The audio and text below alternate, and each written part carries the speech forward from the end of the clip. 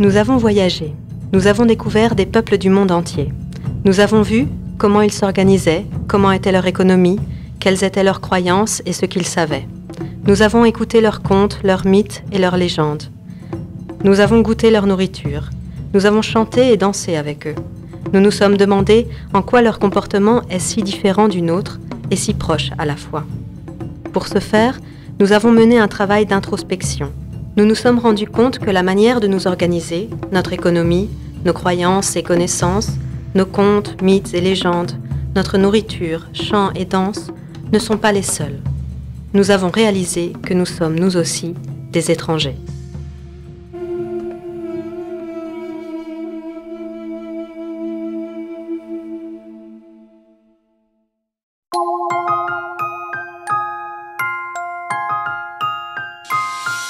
Le musée ethnologique de Barcelone regroupe, conserve, étudie et assure la promotion du patrimoine de la vie quotidienne catalane et du reste du monde.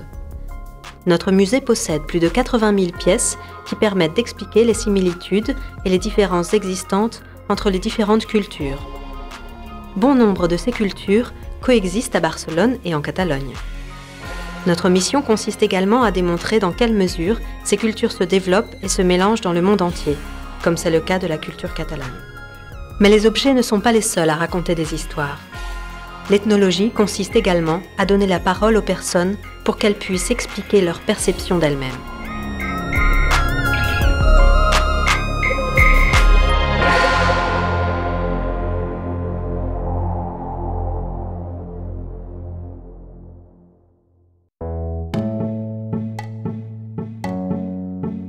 Le musée ethnologique et colonial a été fondé en 1948 sous la direction d'Auguste Paniella.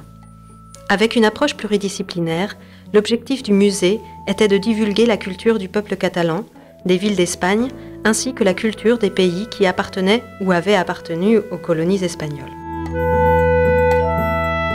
Dès les premières années, des expéditions ont été organisées dans le monde entier dans le but d'étudier de nouvelles cultures et de compléter les collections du musée. Auguste Paniella s'entoura d'une équipe de spécialistes avec le même intérêt que lui pour les expéditions. Ce fut par exemple le cas du célèbre ethnologue Jordi Sabaté Pi. Ce dernier connaissait bien les régions inexplorées de Guinée équatoriale, où il étudia des primates. Jordi Sabaté a collaboré à plusieurs campagnes du musée afin de mieux connaître le peuple Fang. Il rassembla de nombreuses pièces, parmi lesquelles des bieris et une grande collection de dessins.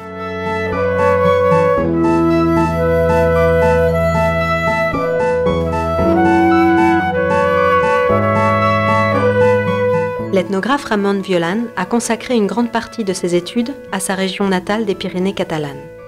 Les vitrines et réserves du musée possèdent les objets matériels qu'il a rassemblés et décrits au nom de la ville de Barcelone. Un important travail d'inventaire qui permit de faire la lumière sur la culture populaire catalane et de mieux connaître un mode de vie alors menacé par l'avancée de l'industrialisation.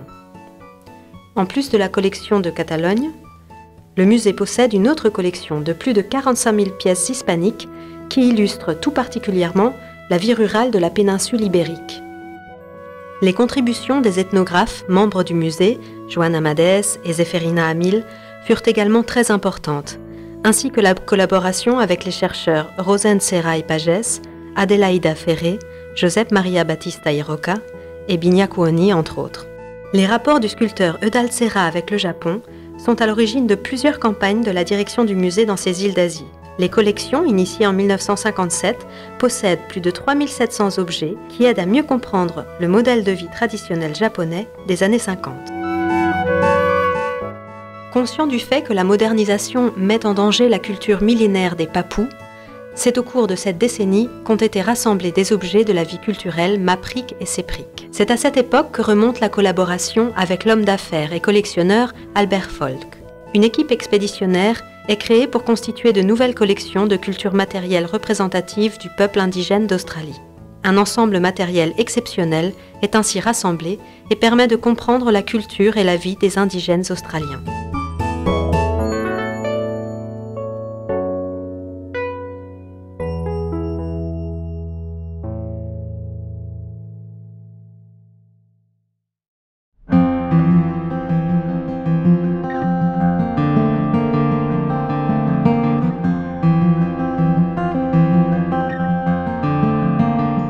Le musée considère que la connaissance doit être accessible à tous.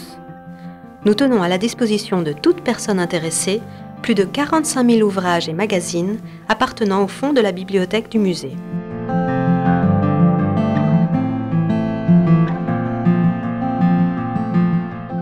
Les archives d'images ont été créées en 1959. Elles servent de base à la collection du Musée d'art, industrie et traditions populaires du Pobla espagnol de Montjuïc. Ces archives regroupent actuellement plus de 50 000 images, parmi lesquelles des dessins originaux de Ramon Noé, Josep Ribot et Ismael Casasayas. Elles comprennent également un fonds important de gravures japonaises.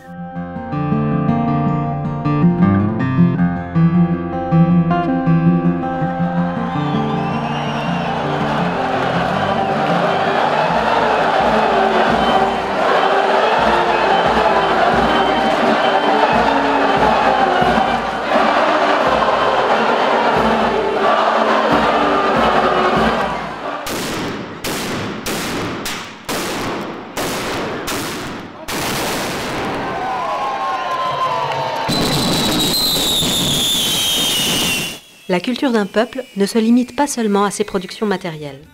Il existe également un patrimoine oral et immatériel qui réside dans l'esprit des cultures, dans ses musiques, ses danses, ses mythes. Les archives vidéographiques du musée comprennent des enregistrements bien souvent uniques en leur genre. Ils présentent ce patrimoine qui va des fêtes populaires du monde entier jusqu'à l'histoire de la salsa et de la rumba à Barcelone.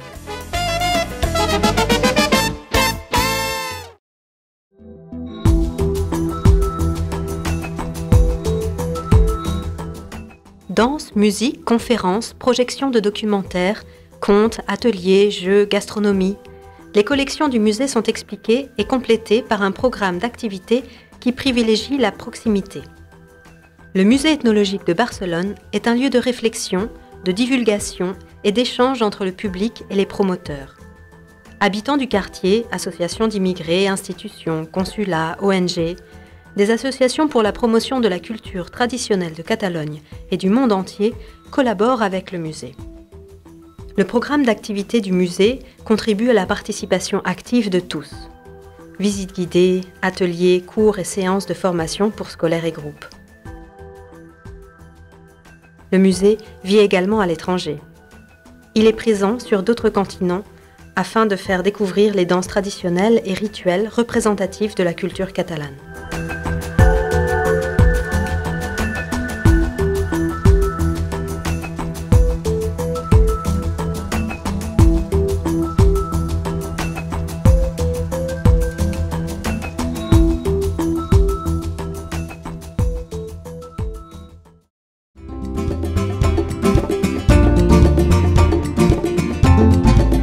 Ce musée d'ethnologie se veut être utile au public, l'émouvoir, lui transmettre le savoir et constituer un lieu de rencontre et de réflexion. C'est la raison pour laquelle le musée ethnologique de Barcelone continuera à travailler afin d'être un musée pour les habitants de Barcelone. À partir du souvenir de ce que nous avons été, nous étudions ce que nous sommes et nous nous demandons ce que nous voulons être, au service de toutes celles et ceux qui ont vécu ici et des nouveaux venus. Nous voulons être un musée où tout le monde a sa place. Un musée d'anthropologie ouvert à tous.